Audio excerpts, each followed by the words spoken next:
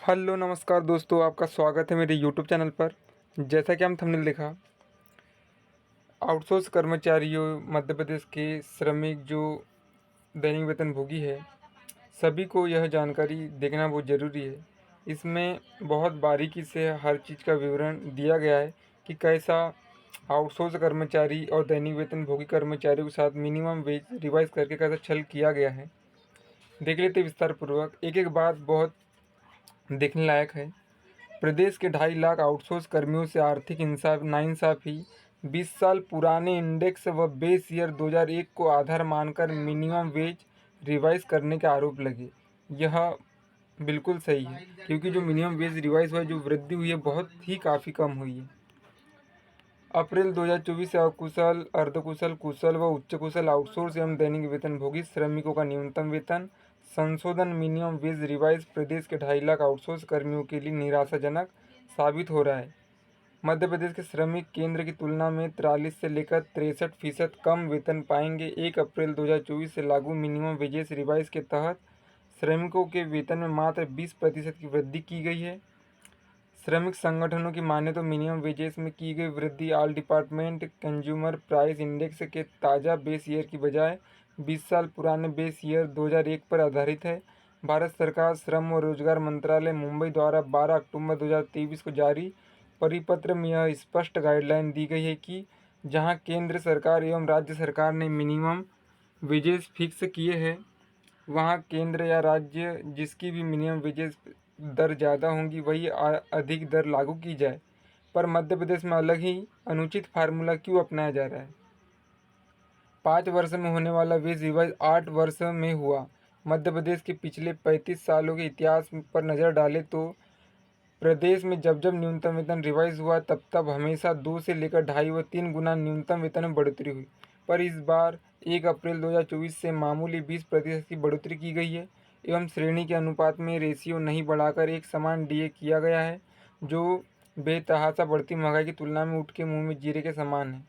इस बार सबसे बड़ा उल्लंघन यह हुआ कि मध्य प्रदेश में न्यूनतम वेतन अधिनियम 1948 की धारा 3 के तहत प्रत्येक 5 वर्ष में न्यूनतम वेतन पुनरीक्षित करने का प्रावधान है। पर इस नियम का उल्लंघन कर वर्ष 2014 के आधार पर किए गए वेजेस रिवाइज के 5 वर्ष बाद वेतन रिवाइज नहीं किया जाकर 8 वर्ष में श्रमायुक्त मध्य प्रदेश ने 1 अप्रैल 2024 से वेतन रिवाइज किया और नियमानुसार जो वेज रिवीजन किया जाना था, वह 33 माह विलंब से हुआ। इस वेतन रिवाइज गैप की भरपाई कर पारिश्रमिक बढ़ोतरी समायोजित तक नहीं की गई और ना ही 33 माह का एरियर श्रमिकों को दिया गया। इंडेक्स बेस ईयर व करंट ईयर के बीच बड़ा फासला।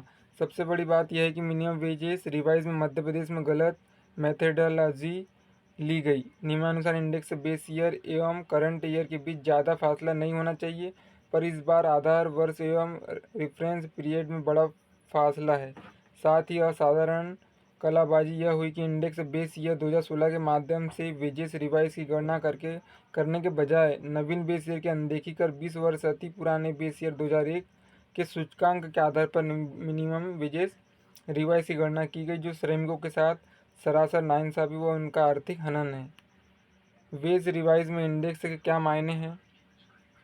भारत सरकार के सांख्यिकी मंत्रालय द्वारा जारी अखिल भारतीय उपभोक्ता मूल्य सूचकांक महंगाई भत्ते की गणना करने वाला एक बेंचमार्क है, जो महंगाई के परिवर्तन को मापता है। यह एक निश्चित अवधि में जीवन स्तर में होने वाले परिवर्तन को मापने का सांख्यिकी साधन है। एक सूचकांक आधार से प्रतिशत परिवर्तन दर्शाता है। यदि परिवर्तन ना हो तो अंश न्यूमरेटर एवं हर डिनोमिनेटर समान होंगे। इसलिए भारत सरकार का सांख्यिकी मंत्रालय हर वर्ष करोड़ रुपए खर्च कर पहले पायलट सर्वे, फिर फाइनल सर्वे कराने के बाद डाटा अनुमोदित कर समय समय पर इंडेक्स बेस ईयर बदलता है।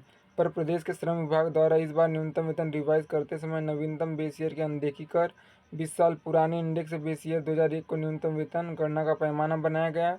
इससे यथोचित वेतन वृद्धि नहीं हुई, जबकि परसेप्शन यह चलाया जा रहा है कि भरपूर वेतन बढ़ोतरी की गई।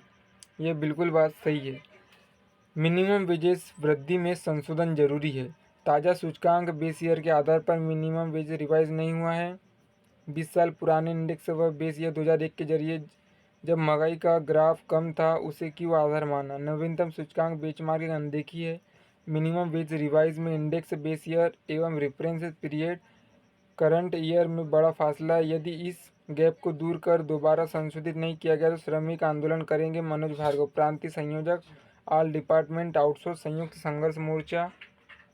संशोधन पर आपत्ति लगाई गई है। संगठन की एक तरफ से प्रदेश के मुख्यमंत्री, श्रम मंत्री, प्रमुख सचिव श्रम एवं श्रमायुक्त को पत्र प्रेषित कर आपत्ति उठाई। किसी के दबाव में आकर श्रमिकों के अधिकार छीनने के प्रयास नहीं किए जाने चाहिए। दिनेश सिसोदिया, महामंत्री, ऑल डिपार्टमेंट आउटसोर्स, संयुक्त मोर्चा। यह बहुत जरूरी था, इसका विरोध होना बहुत जरूरी है। धन्यवाद।